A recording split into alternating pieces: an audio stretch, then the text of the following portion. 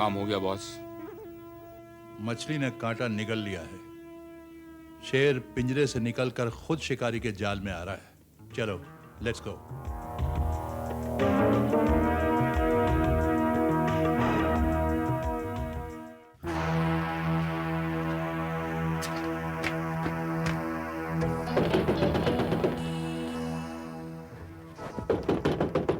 भाई इस वक्त कौन आ गया? आ रहा हूं भाई, आ रहा हूं। एक मिनट रुक जाओ। सोने भी नहीं देते कौन? पाशा, एक मिनट में लाइट जला। नहीं, रुक जाओ। पुलिस मेरे पीछे लगी हुई है। क्या तुम्हारे पास कोई कपड़े हैं? मैं अपना हुलिया बदलना चाहता हूँ। आपके लिए कपड़े? अरे हाँ, मेरे दोस्त रंजीत के कपड़े शायद आपको आ जाएंगे। जल्दी करो पाशा। आप रुके।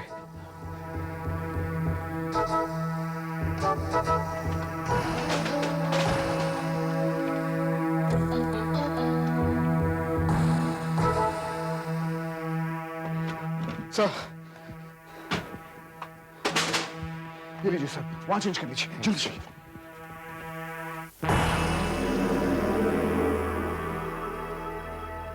मगर सर ने ऐसा किया क्यों? इन्होंने ऐसा कुछ किया ही है तो फिर सोच समझ कर ही किया होगा। शायद कोई नया सबूत या सुराग हाथ लग गया। पाशा, पुलिस मेरे पीछे लगी हुई है। यहाँ से भाग निकलने की सोचो। आपसे एक बात पूछे बगैर नहीं रह सकता। हम जेल से फरार क्यों हो गए? पाशा, उन जेल की सलाखों के पीछे एक ही सवाल बार बार मेरी जहन में आ रहा था, और वो ये कि अगर मैं यूं ही उन जेल की सलाखों के पीछे बंद रहा तो मैं अपनी बेगुनाही का सबूत कैसे हासिल कर सकूंगा। इसलिए मौका मिलता ही मैं वहां से भाग गया। और ये मौका आपको मिला कैसे? पाशा, मुझे मौका नहीं मिला, बल्कि ये तो दुश्मनों की एक चाल थी। हाँ, चाल। और इस चाल में मैं पूरी तरीके से फंस चुका हूं। तो अब क्या किया जाए? फिलहाल मुझे ऐसी कोई सेफ जगह ढूंढनी है पाशा, जहां मैं कुछ दिनों के लिए छुप सकता हूं। सर, क्यों ना आपके भाई साहब चंदर के यहाँ? I think you right. उन्हें तो मिलना ही पड़ेगा पाशा, क्योंकि उन्हें इन सारे हालात से आगाह करना होगा। मगर उन्हें मिलने से पहले मुझे एक फोन करना है। क्या तुम्हारे घर के आसपास कहीं कोई पब्लिक टेलीफोन बूथ है? है सर, जहां से पहली बार मैंने आपको फोन किया था सर। चलिए सर, चलिए मेरे साथ चलिए। आइए आइए आइए आइए आइए सर, आप फोन कीजिए, मैं बाहर नजर रखता हूँ।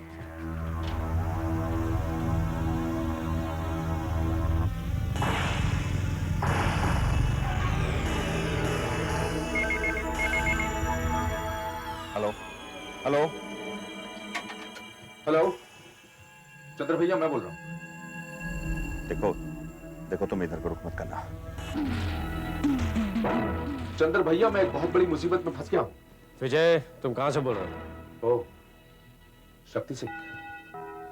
मुझे यकीन था कि तुम वहां जरूर पहुंचोगी, लेकिन सुनो शक्ति, मैं जेल से फरार जरूर हो गया हूं, लेकिन ये दुश्मनों की एक चाल थी और मैं इस ट्रैप में फंस गया हूं। हो सकता है, मगर मेरी समझ में ये नहीं आता कि तुम ट्रैप हो कैसे गए। बेगुनाह होते हुए भी तुमने फरार होकर अपने आप को मुजरिम साबित कर लिया। विजय, देखो, मेरा तुमसे मशवरा यही है कि अपने आप को सरेंडर करके अपनी गलतियां सुधार लो, क्योंकि तुम्हें पकड़ने के लिए इस शहर की सारी पुलिस का जाल फैला दिया गया है। अब तुम कानून की जकड़ से बच नहीं सकते। विजय, मैं इन बातों से बेखबर नहीं हो सकती, लेकिन इस वक्त सरेंडर करके मैं अपनी गर्दन फांसी के फंदे के लिए पेश नहीं कर सकता हूं। शक्ति सिंह, मैं तब तक अपने आप को कानून के हवाले नहीं करूंगा जब तक मैं असली कातिलों को कानून के दरवाजे तक नहीं ले आता। I'm really very sorry. I can't help you. Vijay, hello. Vijay, hello. क्या बात है सर, क्या हुआ? हम चंद्र भैया के घर भी नहीं जा सकते पाशा। क्यों? क्योंकि पुलिस वहां पहुंच चुकी है। Oh my God. क्या कहा विजय ने? विजय अपने आप को सरेंडर नहीं करना चाहता। मेरी समझ में नहीं आ रहा कि वो ऐसा क्यों कर रहा है, क्यों खामखा फांसी पर लटकना चाहता है। देखिए, अगर विजय आपको कहीं मिले या उसका कहीं फोन आए तो उससे कहिए कि वो अपने आप को कानून के हवाले कर दे। इसमें हम सबकी भलाई है। अब मैं चलता हूँ। एक बात और चंद्र भैया, मैं इस घर में पुलिस का पहरा बिठाना चाहता हूँ। अगर आप आई कैन अंडरस्टैंड शक्ति, I can understand. Thank you. चलिए।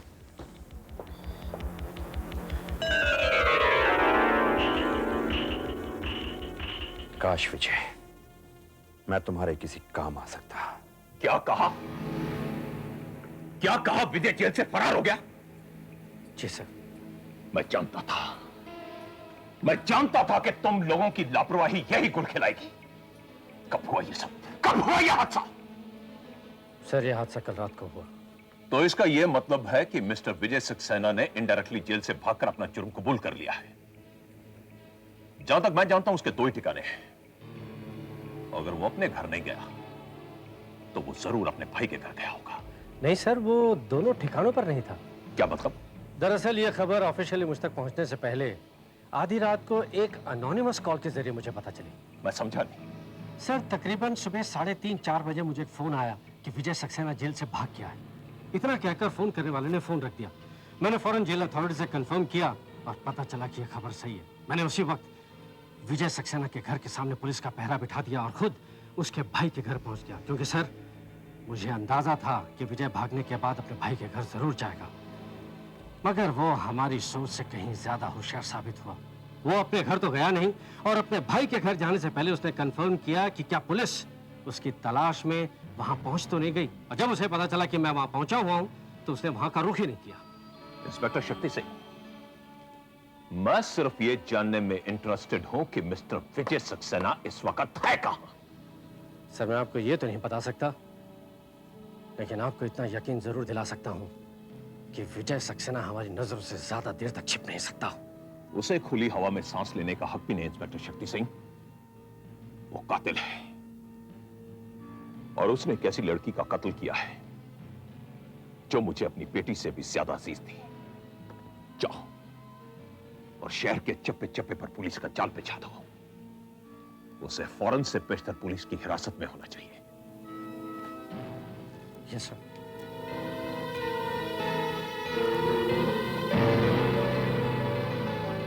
मिस्टर विजय सक्सेना,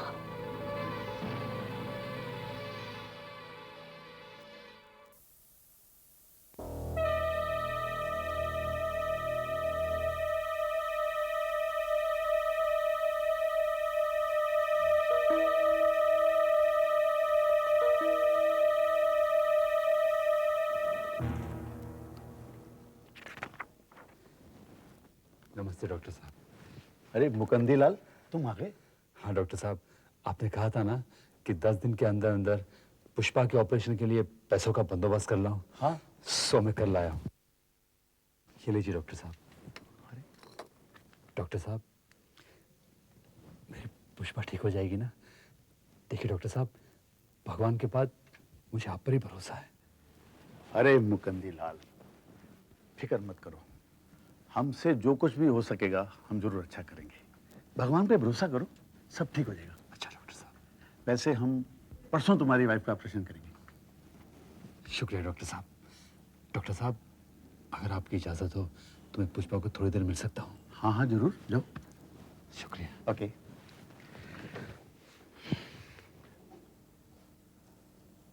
अब आप आराम कीजिए। कैसी हो पुष्पा? आप इतनी सुबह सुबह? हाँ, वो क्या है कि डॉक्टर की फीस और ऑपरेशन के पैसे जमा करवाने आया था।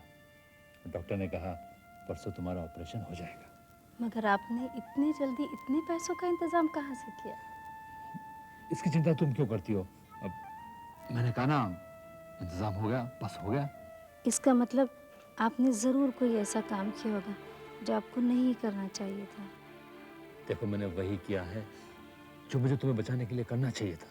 कहीं ऐसा तो नहीं मुझे बचाने के लिए आपने किसी दूसरे? पुष्पा, इस वक्त तुम्हें इन बातों को सोचने की कोई जरूरत नहीं है। तुम्हें आराम की जरूरत है, आराम करो। देखो, मेरी ड्यूटी का टाइम हो रहा है, रात को मैं खाना लेकर आ जाऊंगा। अच्छा? सुनिए, छुटकी कैसी? अच्छी है, तुम्हें बहुत याद करती है। उसका ख्याल रखना। जरूर, तुम चिंता मत करना। अच्छा?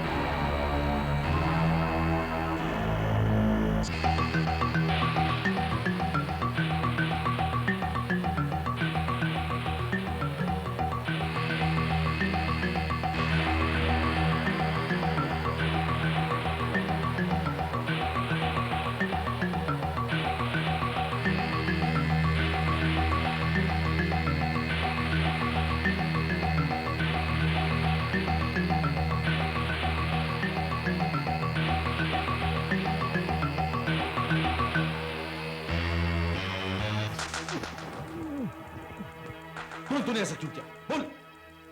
तूने एक बेकसूर इंसान को कसूरवार बनाया, एक मजलूम को मुजरिम बना दिया। आज मैं तुझे जान से मारूंगा। तुझे साहब जी, बोल तूने ऐसा क्यों किया? बताता हूँ, बोल।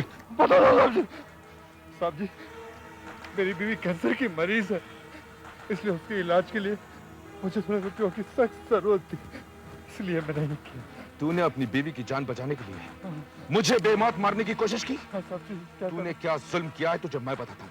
चल मेरे साथ। साहब जी, तुम लोग यहाँ पर चौकन्ना रहो, मैं विजय सक्सेना के दरवाजे पर पहरा दे रहा हूँ।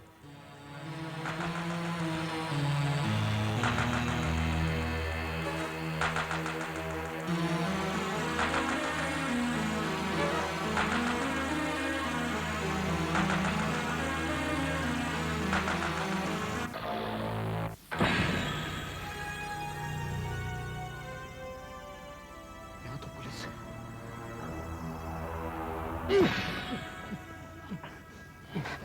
सर, आपके घर के बाहर तो पुलिस है। बादशाह, हमें इसे पीछे के रास्ते से ले जाना होगा।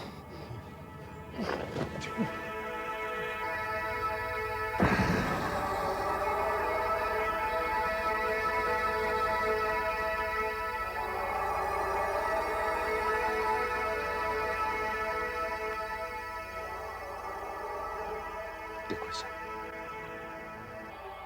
मैं कहता हूं देखो इसे, गौर से देखो मुकंदीलाल। ये मेरी बीवी की तस्वीर है, जिसे उन लोगों ने उस वक्त मार दिया जबकि इसकी सुहाग के सेज के फूल भी अभी नहीं मुरझाए थे। ये वही लोग हैं मुकंदीलाल जिन्होंने तुम्हें 10,000 रुपए दिए थे, और वो रुपया लेकर तुम समझते हो कि तुमने अपनी बीवी की जिंदगी खरीद ली? नहीं, तुमने वो रुपया लेकर मेरी बीवी की मौत की कीमत वसूल किया है। तुमने अपनी ड्यूटी, अपने फर्ज के साथ गद्दारी की अपनी बीवी के लिए, और मैंने अपने फर्ज और अपनी ड्यूटी के लिए अपनी बीवी का बलिदान दिया है। बीवी की जुदाई का दुख क्या होता है, इसका तुम्हें अभी सिर्फ तस्वीर किया है। इस जुदाई का दुख तो मैं झेल रहा हूं। इससे पहले कि मैं तुमसे कुछ कहूं, तुम खुद सोचो कि कितना बड़ा अनर्थ किया है तुमने मेरे साथ। आज तुम्हारी वजह से मैं एक ऐसे चक्रव्यूह में फंस गया हूं कि ना तो मैं खुलकर उनका सामना कर सकता हूं और ना ही छुपकर मुकाबला। यही चाहते थे वो मुकंदीलाल, यही चाहते थे वो कि मैं जेल से फरार होकर दर दर भटकता फिरूं और किसी ना किसी मोड़ पर आकर पुलिस या उनके गोली का निशाना बन जाऊं। साहब जी, नहीं मुकंदीलाल, तुम्हें पैसा देने वाले तुम्हारे दोस्त या हमदर्द नहीं हो सकते, मेरे दुश्मन जरूर हो सकते हैं। उन्होंने तुम्हें मेरे साथ साथ जुर्म के राह पर डाल दिया है।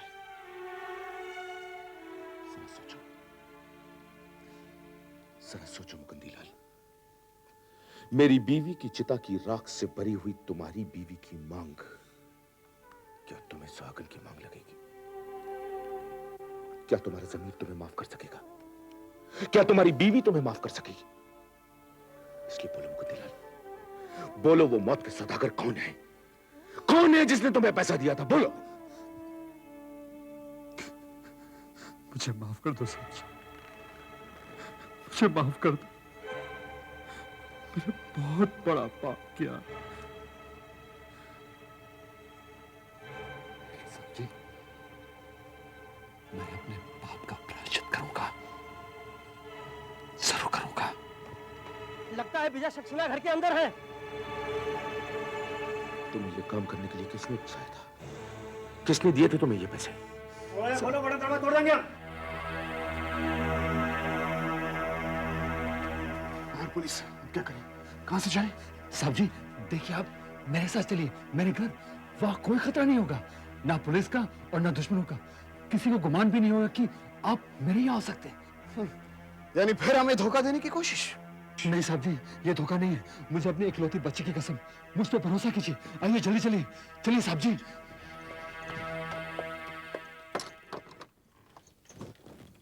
आइए साहब जी, आइए।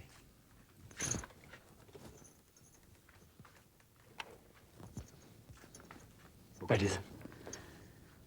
हम तुम्हारा ये एहसान जिंदगी भर। साहब जी, आप यहाँ आराम से रहिए, किसी को शक नहीं होगा कि आप मेरे यहाँ ठहरे हुए हैं। बैठिए ना साहब जी, बैठिए ना। शुक्रिया।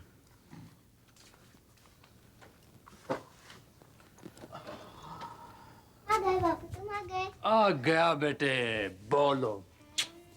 बापू माँ कैसी है? बहुत अच्छी है। बापू मैं तुमसे बोल जाऊँ? क्यों? तुम मुझे सोते छोड़ कर चले जाते हो और माँ के पास नहीं लेकर जाते हो। ओलो ओलो ओलो, हम आपको बहुत जल्द माँ के पास ले जाएंगे। अच्छा, इधर आओ। साहब जी, ये मेरी इकलौती बेटी है, छोटी। बहुत प्यारी बच्ची है मुकद्दी लाल। नमस्ते करो। नमस्ते। नमस्ते करो बेटे। नमस्ते। साहब जी, मैं आपके लिए फर्स्ट क्लास चाय बनाता हूँ। बापू मैं नहीं बना सकती चाय? आप बनाएंगी? ठीक है, जाओ जल्दी बना के ला। मुकद्दी लाल, जी साहब जी। वो आदमी कौन था? साहब जी, सच बात बताऊं, जिस किसी ने वो रकम भिजवाई थी उसको तो मैं नहीं जानता, और जिस आदमी ने मुझे वो रकम दी थी उसका नाम, पता, ठिकाना वो भी मुझे नहीं मालूम। लेकिन हाँ, अगर वो मेरे सामने आ जाए तो मैं उसे हजारों में पहचान सकता हूँ। तुम उसका हुलिया वगैरह कुछ बता सकते हो? हाँ साहब जी, बराबर बता सकता हूँ। लंबा चौड़ा मजबूत जिस्म वाला आदमी था, छोटी छोटी आंखें थी और सर पे कम बाल थे। पाशा, हो ना हो ये वही आदमी है जिसने पीटर का कत्ल किया है, क्योंकि जब मैं उसका पीछा कर रहा था तो मैंने भी उसकी झलक देखी थी। आपने उसकी एक झलक देखी सर, इन्होंने उसकी एक झलक देखी, लेकिन इससे हमारा मसला तो हल नहीं होता है। पाशा, तुम एक ऐसे आर्टिस्ट का जिक्र कर रहे थे जो हुलिया बताने पर हूबहू स्केच बना देता है। जी हाँ सर, जब आपने जेल में पूछा था तो मैंने उसका पता लगाया सर। उसका नाम है बापट। तुम एक काम करो, तुम उसे यहाँ फौरन ले आओ। राइट सर, मैं अभी जाता हूँ। अच्छी बात है साहब जी।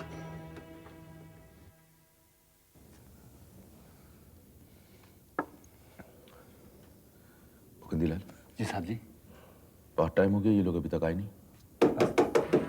साहब जी, आप अंदर छुप जाइए, मैं देखता हूँ कौन है। कौन? मुकद्दी लाल मैं हूँ, दरवाजा खोलो। आइए आइए बापट साहब, आइए आइए, दरवाजा बंद करो। आइए बैठिए। सक्सेना साहब कहाँ हैं? साहब जी अंदर है। साहब जी। विजय साहब, आइए आइए। विजय साहब, ये बापट जिसका मैंने जिक्र किया था, ये वो स्केच बनाने के लिए। बैठिए बैठिए बैठिए। विजय साहब, हाँ, जरा हुलिया बताएंगे उसका। जी। मुकद्दी लाल। जी साहब जी। तुमने तो उसे बहुत ध्यान से देखा था। हाँ जी। बाबट साहब को उसका हुलिया डिस्क्राइब करो। अच्छा जी। बाबट जी, उस आदमी का चेहरा कोरा, लंबा सा भरा हुआ था। अच्छा।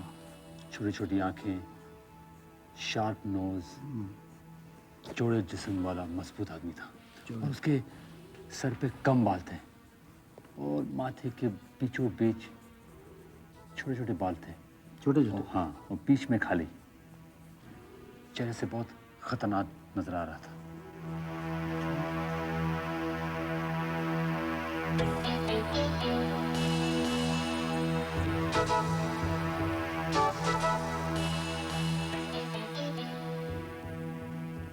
न दाढ़ी न मूंछ, कुछ नहीं। पापा जी, माथे के बीचों बीच छोटे छोटे बाल हैं, जो नीचे की तरफ जाते हैं, इस तरफ नीचे। हाँ जी। बीच में खाली। अच्छा।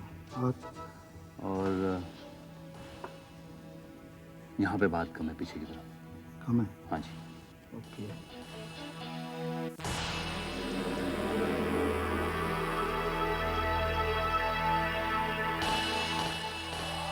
यही आदमी है?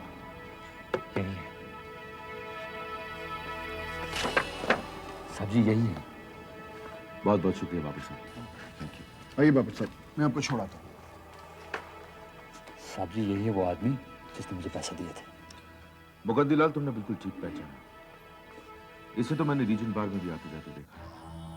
अब सवाल ये उठता है सर कि इसे पकड़ेगा कौन? आप तो इस तरह बाहर जा नहीं सकते, और मुझे नहीं लगता कि ये गेंडा मेरे बस की बात है। पाशा, सबसे पहले पता ये लगाना है कि आदमी है कौन, इसका नाम क्या है और क्या वाकई ये चेकी के लिए काम करता है या नहीं। साहब जी, ये सारी बातों का पता मैं लगाऊंगा।